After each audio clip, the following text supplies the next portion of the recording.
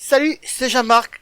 Aujourd'hui, écoute ton cœur et regarde donc ce que font en priorité ceux qui affolent tous les chronos, alors que tous les autres négligent ces détails et ne progressent pas comme ils devraient.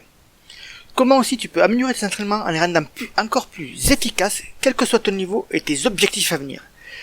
Tu sais que bien courir implique de connaître certaines notions de l'entraînement running trail. Surtout si tu veux mieux courir. Elles ne sont pas abstraites comme le sont certaines matières enseignées à l'école, je pense bien sûr à tout ce qui est maths, chimie, etc.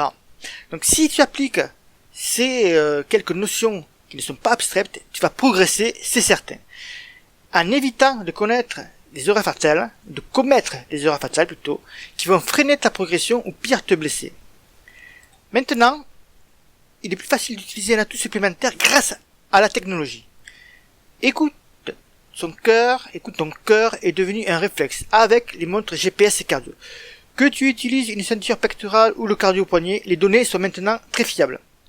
Même si c'est vrai, les spécialistes te diront que la ceinture est toujours plus précise. Mais on va pas rentrer dans ce débat-là aujourd'hui. Du coup, tu te retrouves avec de nombreuses données à exploiter. Et tu peux être parfois perdu. C'est pour cela, par exemple, que le numéro 1 de l'entraîneur était consacré totalement à la fréquence cardiaque. La plus grosse erreur quand tu t'entraînes à la fréquence cardiaque, c'est celle-ci. L'une des erreurs lorsqu'on utilise la fréquence cardiaque à l'entraînement est d'utiliser une formule théorique et de se baser là-dessus. Grosse erreur, car ça va te donner des informations inexactes et qui vont forcément t'induire en erreur et ça va avoir une répercussion sur tous les entraînements que tu vas faire derrière. Alors tu connais très certainement une de ces formules, la formule Amstrad qui date de 1954, c'est pour calculer sa fréquence cardiaque 220 moins l'âge pour les hommes ou alors pour les femmes 226 moins leur âge. Il y a aussi une autre formule qui est très connue, c'est la formule Dinbarret. C'est 205,8 moins 0,685 fois son âge. Il y en a d'autres également. Mais néanmoins, toutes ces formules ont un gros souci, c'est qu'il y a une marge d'erreur importante. On peut avoir même 10% ou plus de différence avec la réalité, avec ta véritable fréquence cardiaque maximale. Donc pour te prémunir sur cette erreur qui a des conséquences, pas dramatiques, mais des grosses conséquences négatives sur tous les entraînements que tu vas faire ensuite, tu dois en passer par un test terrain. Il y en a plusieurs que tu peux faire facilement, ou que tu peux mettre facilement en place, comme celui que je te décortique dans ce numéro de l'entraîneur. Si tu es vraiment plus FSCM que VMA, vitesse maximale aérobie à l'entraînement, c'est indispensable à faire. Et même si tu préfères utiliser ta VMA pour tes entraînements, connaître ta vraie FCM va aussi t'aider à la compréhension de tes résultats. Aussi, tu vas être à mesure de corréler la fréquence cardiaque avec d'autres indices sur le terrain pour savoir si tu es sur le bon chemin. Celui d'un runner qui progresse sans en faire trop et être aussi capable de détecter des signaux avant-coureurs de surentraînement ou de grosse fatigue. Je te donne quelques exemples. On part d'une hypothèse. Tu cours à 13 km/h. Ta fréquence cardiaque à cet effort est de 165. C'est un exemple. Tu suis un entraînement efficace, au hasard, l'un de nos programmes d'entraînement, allons-y, la méthode Rubik. Quelques mois après, pour cette même allure, donc 13 km/h, ta fréquence a descendu et elle est maintenant à 155. C'est toujours un exemple. C'est un signe objectif de progrès effectué. Mais, dans cet exemple-là, tu ne dois pas prendre en compte uniquement ce paramètre pour savoir si tu es sur la bonne voie. Il faut que tu penses comme Sherlock Holmes, c'est le célèbre détective. Et je dirais même plus que ça va devenir un réflexe chez toi. C'est vrai, l'entraînement course à pied muscle ton cœur, le rend plus gros et plus puissant.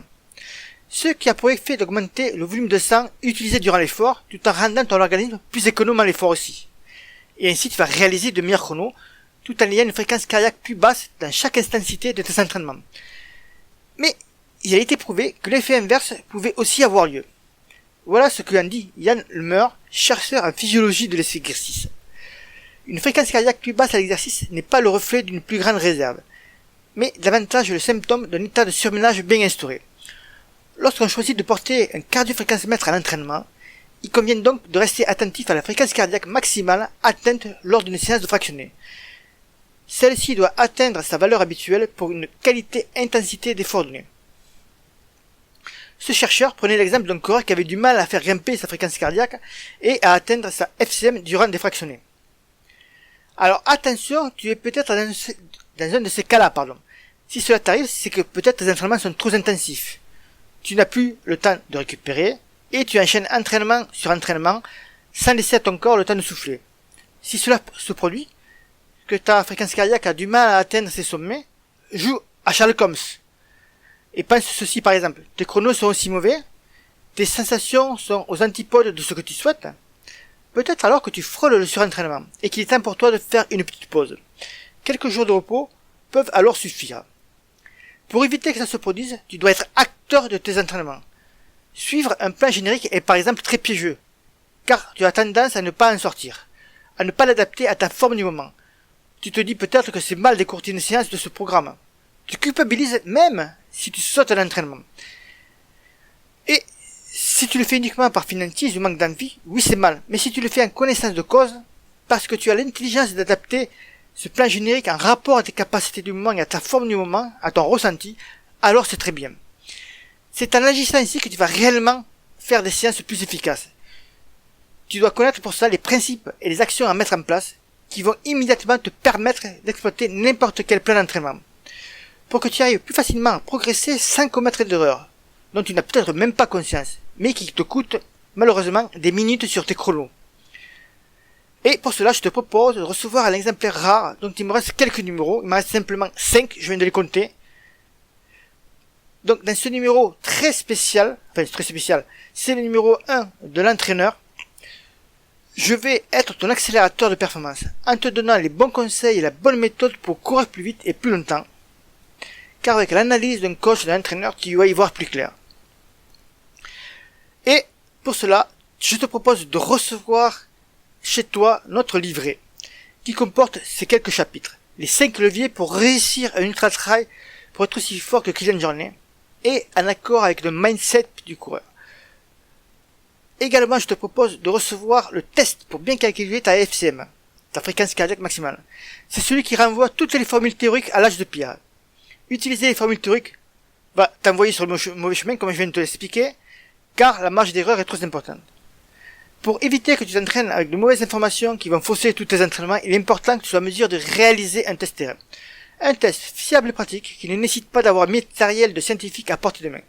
C'est ce que je te propose. Et également, je te propose 8 semaines d'entraînement efficaces pour devenir un nouveau bâtisseur de pyramides. Que même les grands pharaons de l'histoire vont être verts de jalousie. 8 semaines qui sont là pour booster ton cardio et tes jambes, tout en diversifiant tes entraînements que tu connais déjà, et tu vas éviter notamment les séries barbantes et répétitives et des séances de VMA traditionnelles. Idéal, c'est 8 semaines d'entraînement pour une préparation spécifique à un objectif, par exemple booster ta VMA ou pour préparer un 10 km, un trail court, voire un semi.